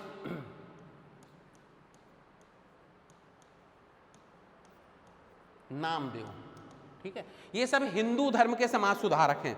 तो नामदेव जन्म है 1326 महाराष्ट्र में, बरकरी संप्रदाय के। 1326 एडी में, ठीक है, महाराष्ट्र में, और ये बरकरी संप्रदाय के थे। बरकरी संप्रदाय चलाया। बरकरी संप्रदाय भी जो है वो हिंदू धर्म के आडंबरों को क्या करता है? मना करता है करने से, और जो है सबको एक साथ लेके चलने की बात करता है। नेक्स्ट है मीराबाई, इनसे सब लोग परिचित हैं। ठीक है, मीराबाई नंबर 8 पे है मीराबाई। ठीक, मीराबाई जो है कृष्ण की उपासक थी, हर कोई जानता है इनको, और ये मेवाड़ के राजा भोज की पत्नी थी। मेवाड़ के राजा भोज की पत्नी थी, रैदास की शिष्या थी, ये कृष्ण भक्ति में लीन थी। इन्होंने भगवान कृष्ण को अपने पति के रूप में स्वीकार किया। ठीक है, भगवान कृष्ण को अपने पति के रूप में स्वीकार किया है। ठीक है, अगले हैं मीराबाई के बाद नंबर 9 पर है दादू। नंबर 9 पे है दादू। ठीक है, दादू नंबर 10 पर जो है, इनको एक साथ हम आपको बताए दे रहे हैं। दादू के बाद है रैदास। ये क्यों इंपॉर्टेंट है इनको समझिएगा। दादू जो थे ये धुनिया थे, और रैदास जो थे ये हरिजन थे। ठीक है, ये सारे के सारे जो समाज सुधारक थे, इन सभी समाज सुधारकों ने समाज की सिर्फ कुरीतियों को दूर करने की कोशिश की, और जिन भगवान की पूजा की उसमें भी ऊंच नीच के भाव को खत्म करने की कोशिश की है। ठीक है, इस तरीके से ये समाज सुधारक हैं जो मध्यकाल में सल्तनत पीरियड के समकालीन चल रहे हैं। जब देश में सल्तनत पीरियड चल रहा है और मोहम्मद बिन तुगलक, अलाउद्दीन खिलजी, बलबन जैसे राजा जो है राज कर रहे हैं, उसी तरफ साथ में ये सारे समाज सुधारक चल रहे हैं जो हिंदू धर्म को स्ट्रेंथ दे रहे हैं सही मायने में। ठीक है, अच्छा, अब चिश्ती संप्रदाय के बाद हम लोग आगे करेंगे कौन कौन से संप्रदाय और हुए? चिश्ती के बाद हुआ सुहरावर्दी संप्रदाय। सुहरावर्दी संप्रदाय समझने की कोशिश करते रहिएगा, ठीक है। चिश्ती संप्रदाय के बाद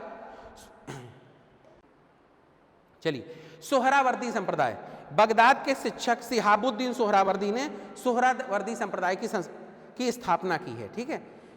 भारत में सोहरावर्दी सिलसिला जो है संगठित करने का श्रेय जो है शेख बहाउद्दीन जकरिया को जाता है। अगर क्वेश्चन पूछा जाएगा कि सोहरावर्दी संप्रदाय को भारत में किसने जो है स्ट्रेंथ दी, तो इसको जो है स्ट्रेंथ देने वाले हैं शेख, भारत में स्ट्रेंथ दी है शेख बहाउद्दीन जाकरिया, इन्होंने। फिर है कादरी सिलसिला, ये सिलसिले हैं सोहरावर्दी सिलसिला, कादरी सिलसिला, फिरदौसी सिलसिला, नक्शबंदी सिलसिला, सत्तारी सिलसिला, ठीक है। तो अगर पूछा जाएगा यहाँ पे जो क्वेश्चन बनेगा सूफियों में सबसे कट्टर सिलसिला कौन सा था, तो सूफियों में सबसे कट्टर सिलसिला जो था वो नक्शबंदी सिलसिला था। नक्शबंदी सिलसिला सबसे ज़्यादा कट्टर था, ठीक है। तो ये सारे के सारे जो है सिलसिले पूछे जाते हैं। एक है सत्तारी सिलसिला, ठीक है। सत्तारी सिलसिला हुमायूं जो है वो इससे बहुत ज़्यादा प्रभावित था सत्तारी सिलसिले से, ठीक है। तो ये सारे सिलसिले हैं जो सूफिज्म से रिलेटेड हैं और यहाँ पर बहुत ज़्यादा क्वेश्चन पूछे जाते हैं। मैंने भी बीच में आप लोगों से बताया कि गुरु के बारे में क्वेश्चंस आते हैं, तो मैं आपको वो खुद बता दे रहा हूँ, ठीक है। मैंने कहा था उसको डाउनलोड कर लीजिएगा। तो सिख के जो 10 गुरु हुए हैं उनको क्रम से अगर आप चाहें नोट कर लें, और हम आपको उनके बारे में बता दे रहे हैं। देखिए 10 गुरु, सबसे पहले नानक, नंबर 1 गुरु नानक। नानक, गुरु नानक, ठीक है। गुरु नानक का जो जन्म हुआ था वो 1469 से, ये कब से कब तक रहे ये भी बता दे रहे हैं, 1469 से 1538, 1469 से 1538 तक ये पहले गुरु थे और यही जो है सिख धर्म के फाउंडर थे, ठीक है। नंबर 2 पे हैं गुरु अंगद, नंबर 2 पर हैं गुरु, तो ये गुरु नाम नहीं है, गुरु पदवी है, गुरु अंगद। अंगद इसको समझिएगा। अगर हिंदू है, हिंदू धर्म की सबसे बड़ी धार्मिक पद है शंकराचार्य, मुस्लिम धर्म का सबसे बड़ा धार्मिक पद है खलीफा, ठीक है, और क्रिश्चियन का सबसे बड़ा धार्मिक पद है पोप। उसी तरीके से जो सिख हैं उनका सबसे बड़ा धार्मिक पद है गुरु, इसलिए हर किसी के नाम के आगे जो ये 10 लोग हुए हैं उनके नाम के आगे गुरु लग रहा है। तो गुरु is not name, Angad name है, तो गुरु अंगद। तो गुरु अंगद कब से कब तक रहे? ये 1538 से रहे, कब तक रहे? 1538 से लेकर के 1552 तक रहे, 1552 तक रहे। इनके समय क्या खास चीज हुई इसको समझ लीजिए। इन्होंने गुरुमुखी लिपि का विकास किया। गुरुमुखी लिपि क्या है? आपने अगर कभी उसमें गए हैं गुरुद्वारे में, तो वहाँ पर सिर पे कपड़ा बांधकर सिजदा किया जाता है, और जो इनका गुरु ग्रंथ साहब जो धर्म ग्रंथ है जिसके ऊपर बराबर जो है वो इस तरह से हवा करते रहते हैं बैठकर, तो जो गुरु ग्रंथ साहब है वो गुरुमुखी लिपि में लिखा गया है, ठीक है। तो उसमें भी सबको बराबरी की बात की गई है, ठीक है। नेक्स्ट है अमरदास, गुरु अमरदास। नंबर 3 गुरु अमरदास, अमरदास। तो गुरु अमरदास कब से कब तक रहे? 1552 से लेकर के ये कब तक रहे हैं? 1574 तक रहे हैं, 1574 एडी में है सब कुछ, तक रहे हैं, ठीक है, तक रहे हैं। इसमें क्या है? गुरु प्रसार हेतु 22 गद्दियां का निर्माण इन्होंने जो किया है वो 22 गद्दियां, 22 गद्दियों का निर्माण किया। किन्होंने? मेन जो है 22 गद्दियों का निर्माण किया गुरु अंगद ने, ताकि धर्म का प्रॉपर वे में प्रचार प्रसार हो सके, ठीक है। इसके बाद नंबर 4 पे हैं गुरु रामदास, नंबर 4 पे हैं गुरु रामदास। रामदास गुरु है। स्वर्ण मंदिर की स्थापना हुई, स्वर्ण मंदिर की स्थापना हुई, और हरमिंदर साहब,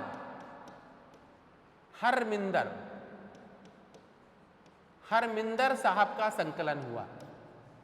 यस, हाँ, तो इसमें हमने आपको 5th नंबर बताया गुरु रामदास।